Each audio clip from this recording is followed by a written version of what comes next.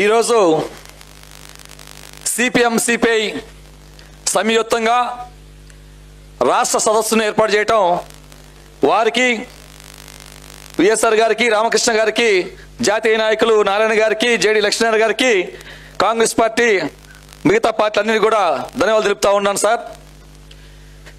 ఈరోజు రాష్ట్రంలో బీజేపీ పార్టీకి, ఆ పార్టీకి మద్దతు తెలుపుతున్నటువంటి పార్టీలకు ఏవైనా సరే ఆ పార్టీలకు అల్టిమేట్గా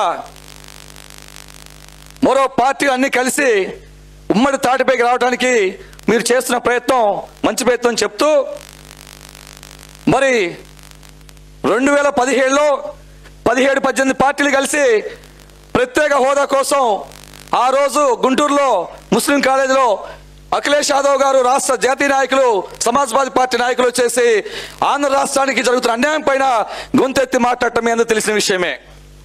తర్వాత ఈరోజు కూడా అఖిలేష్ గారు, నేను రాష్ట్ర అధ్యక్షుడిగా నాకు 6 నెలలైంది బాధ్యతలు ఇచ్చి ప్రతి చోట సమస్య మీద పోరాటం చేస్తూ ఆయన లాస్ట్ పోయిన మంత్లో చూస్తే ఈ రాష్ట్రానికి ప్రత్యేక ప్యాకేజీతో పాటు రాష్ట్ర మరి ప్రత్యేక హోదా కూడా ఇవ్వాలని చెప్పేసి డిమాండ్ చేసడానికి ముందుకు వచ్చారు.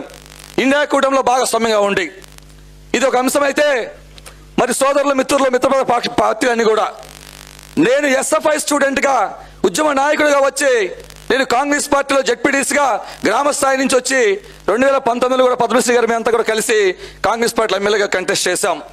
వామపక్ష పార్టీలతోటి నాకున్నటువంటి ప్రయాణానికి ఒక సోషలిస్ట్ పార్టీలో నేను రాష్ట్ర అధ్యక్షుడిగా అయినందుకు మీ అందరూ కూడా ధన్యవాదాలు తెలుపుకుంటూ, మరి ఈ రాష్ట్రంలో ఖచ్చితంగా 2024లో ఒక ప్రభుత్వం, దుర్మార్గమైన ప్రభుత్వం, చంద్రబాబు ప్రభుత్వం అనే ప్రజలు పక్కన పెట్టి అంతకంటే క్రూరమైనటువంటి దుర్మార్గమైన ప్రభుత్వాన్ని తీసుకొని జగన్మోహన్ రెడ్డి తీసుకొచ్చి గద్దెనెక్కించుకున్నారు. ప్రజలు ఈ రాష్ట్రంలో ఉన్నారని చెప్తూ, వామపక్ష పార్టీలు పనిచేస్తున్నప్పుడు ప్రతి రాజకీయ పార్టీకి కూడా మహిళా సంఘాలు, ట్రేడ్ యూనియన్స్ అన్నీ ఉన్నప్పుడు అధికార ప్రతిపక్షాలు ఎందుకు మాట్లాడట్లేదు? ఏదైనా సమస్య వస్తే, నిరుద్యోగ సమస్య వస్తే వామపక్షాలు రావాలి రోడ్ల మీదకి, మహిళల సమస్య వస్తే అంగన్వాడీలు మీకు తెలుసు 45 రోజుల పాటు మరి వర్షాలు కనుక మరి పండుగలకు పక్కన పెట్టేస్తే వాళ్ళ డిమాండ్ల కోసం వామపక్ష పార్టీలు వచ్చినాయి. అంటే ఈ రాష్ట్రం ప్రమాదంలో పడుతుందని చెప్పేసి ఎప్పుడూ చెప్తున్నటువంటి ఏకైక పార్టీలు వామపక్ష పార్టీలు. మీరు గుర్తుపెట్టుకోవాలి. ఇందాక పెద్దలు చెప్తున్నారు, మీరు ప్రమాదంలో పట్టం కాదు, పడిపోయారు. ఇంకొకసారి పడిపోతే రాజ్యాంగ వ్యవస్థలు మొత్తం సమూలంగా నాశనం అవడం పాటు ఈ ప్రజలు కూడా ఉచ్చలపడతారని చెప్పేసి చేస్తూ, ఈ ప్రయత్నాన్ని ఎర్ర జెండా కింద అన్ని పార్టీలు కలిసి పనిచేస్తే తప్ప ఈ దుర్మార్గమైనటువంటి ఆలోచనలు మెగా డిఎస్ అంటారు. మీరు చెప్పి ఇసుక మాఫీ చేశారు. ఈరోజు మందు లిక్కర్ చీపులికి అమ్ముతున్నారు. నిరుద్యోగులు మోసం చేశారు, మహిళలను మోసం చేశారు, యువతను మోసం చేశారు.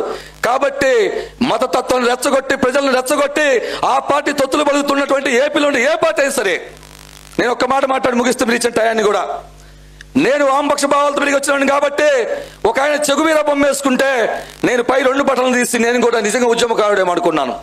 ఆయనే పవన్ కళ్యాణ్. ఆ 2 బట్టలు తీసుకొని నేను కూడా వామపక్ష భావాలతో వచ్చాడేమనుకోని భ్రమలో పడ్డాను. కానీ ఆయన మిగతా పార్టీలతో కలిసి ఈరోజు బీజేపీకి వాళ్ళిద్దరు నాటకం ఆడిస్తూ ముగ్గురు కూడా ఒకటని చెప్పేసి మరి రుజువు చేసిన పరిస్థితి మీకు తెలుసు.